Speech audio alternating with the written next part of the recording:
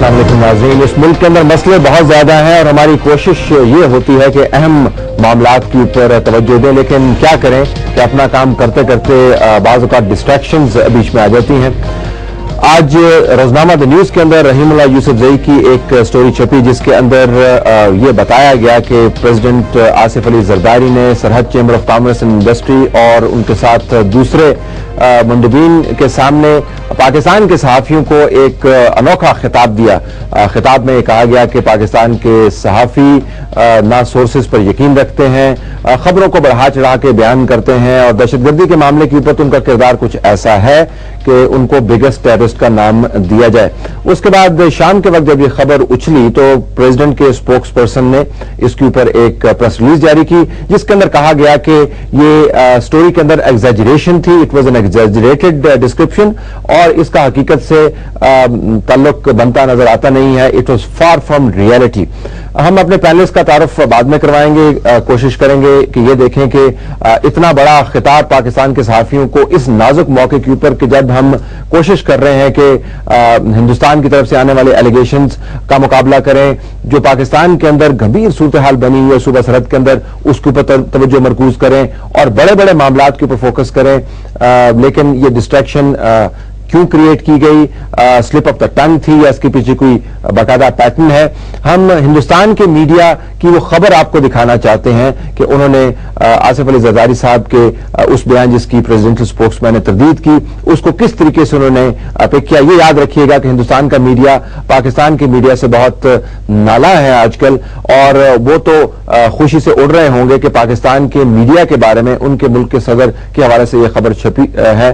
دیکھتے ہیں کہ ہندوستان کی میڈیا نے اس کو کس طرح رپورٹ کیا. کچھ منسٹر اور پیپلز پارٹی کے لوگ بھی تھے, ان کے سامنے آصف علی زرداری نے میڈیا کے کردار پر شدید نکتہ چینی کی. ان کا یہ کہنا تھا کہ خاص کر فاٹا اور قبائلی علاقوں کی جو صورتحال ہے اس میں پاکستانی میڈیا کا کردار جو ہے وہ انتہائی غیر سنجیدہ ہے. انہوں نے یہ کہا کہ پاکستانی جرنلسٹوں کا جو کردار ہے وہ کسی بھی ٹیررسٹ کی طرح سے ہی وہ ریئیکٹ کر رہے ہیں, اور انہوں نے اس بات کا بھی الزام لگایا کہ پاکستان کا جو میڈیا ہے وہ کئی باتیں جو ہے وہ حقائق سے برعکس پرنٹ کر رہا ہے, جس سے حکومت کو خاصی جو ہے وہ پریشانی کا سامنا کرنا پڑ رہا ہے. اس بیان کے بعد جب ہم نے پریزیڈنٹ ہاؤس کے اسپوکس مین سے بات کی اور ان سے اس بیان کی تصدیق چاہی تو انہوں نے تو اس بیان کو ڈینائی کیا. ان کا تو یہ کہنا تھا کہ پریزیڈنٹ آصف علی زرداری جرنلسٹوں کی بڑی عزت کرتے ہیں, لیکن اس کے ساتھ ساتھ جو ڈیلیگیشن میں جو ٹریڈرز تھے اور پیپلز پارٹی کے کچھ لوگ تھے انہوں نے اپنا نام نہ بتانے کی شرط میں اس بیان کو کنفرم کیا. ان کا یہ کہنا تھا کہ ایسی بات ہوئی تھی اور پریزیڈنٹ آصف علی زرداری کی طرف سے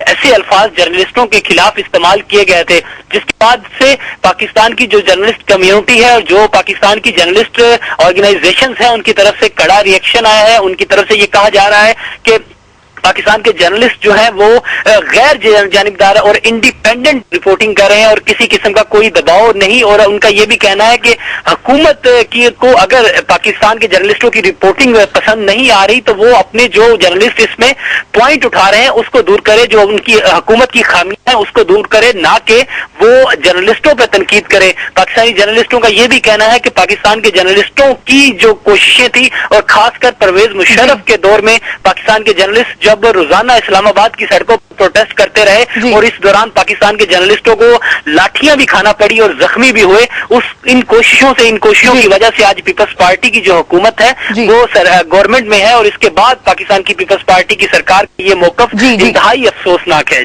جی تو رپورٹنگ کے طریقے پر اٹھائے گئے ہیں سوال. زرداری کا صاف طور پر کہنا ہے کہ پاکستان میڈیا کا جو کردار اس وقت سامنے آ رہا ہے, جس طرح سے وہ کوریج کر رہی ہے وہ غلط ہے اور میڈیا کو ہی سب سے بڑا آتنکوادی قرار دیا گیا ہے.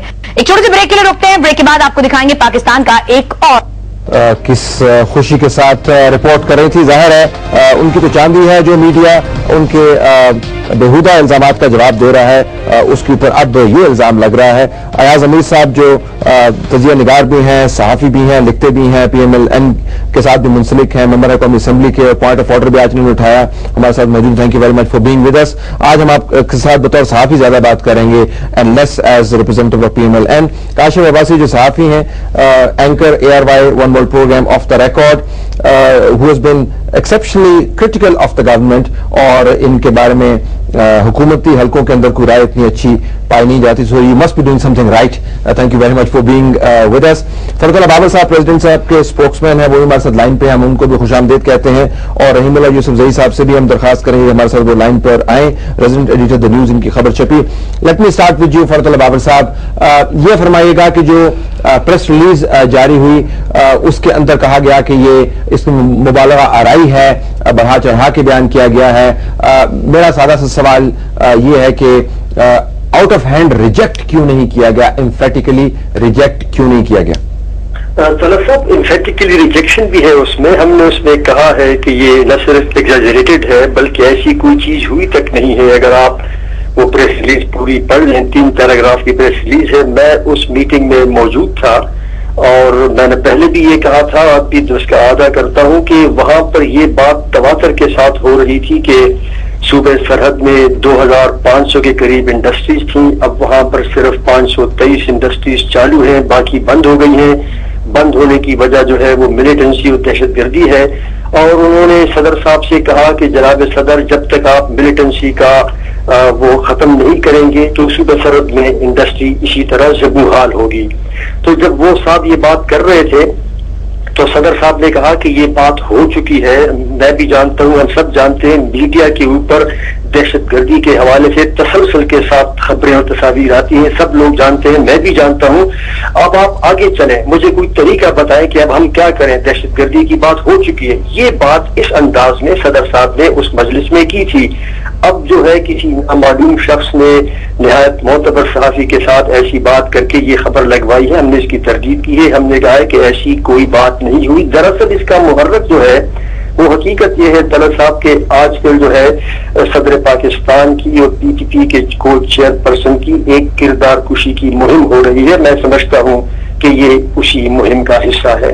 तो आप समझ रहे हैं कि रहीमुल्लाह यूसुफजई साहब इस ना जानते हुए, अच्छे सहाफी होने के बावजूद, सीजन सहाफी होने के बावजूद, अनविटिंगली वो इस मुहिम का हिस्सा बन गए इस खबर के तवस्सुत? मैं समझता हूँ कि रहीमुल्लाह यूसुफजई साहब इंतहाई मोतबर सहाफी है. मैं उनकी बहुत इज्जत करता हूँ, लेकिन हो सकता है किसी नामोतबर शख्स ने उनको ये खबर दी हो और इस तरह कहा हो. मैं नामोतबर सोर्स को इसलिए कहता हूँ कि उनमें इतनी अखलाकी जरूरत नहीं थी कि वो बरसरे आम इस बात का इजहार करें कि मैं फला ये बात कर रहा हूँ. इसलिए मैंने कहा मैं रहीमुल्लाह यूसुफजई साहब की बहुत इज्जत करता हूँ. वो इंतहाई मोतबर सहाफी हैं. Stay on line with फरतुल्लाह Babar साहब. रहीमुल्लाह यूसुफजई साहब, आपको आवाज आ रही है मेरी? जी बिल्कुल. आपने सुना होगा फरतुल्लाह बाबर साहब का तबसरा. मैं आपसे ये जानना चाहूंगा कि आपके सोर्स ने आपको गलत खबर दी. आप तो मोतबर हैं, लेकिन आपकी खबर जो है सोर्स की नाम मोतबर होने की वजह से पिट गई. Your reaction to that? मेरे ख्याल में एक तो बात यह है कि ये नामोतबर शख्स जिसका जिक्र बाबर साहब ने किया, मैं भी उनका बड़ा एहतराम करता हूँ. ये एक शख्स नहीं है. अगर एक शख्स नामुतबर है, ये तो कई अशखास हैं, ये तो 4-5 लोग हैं.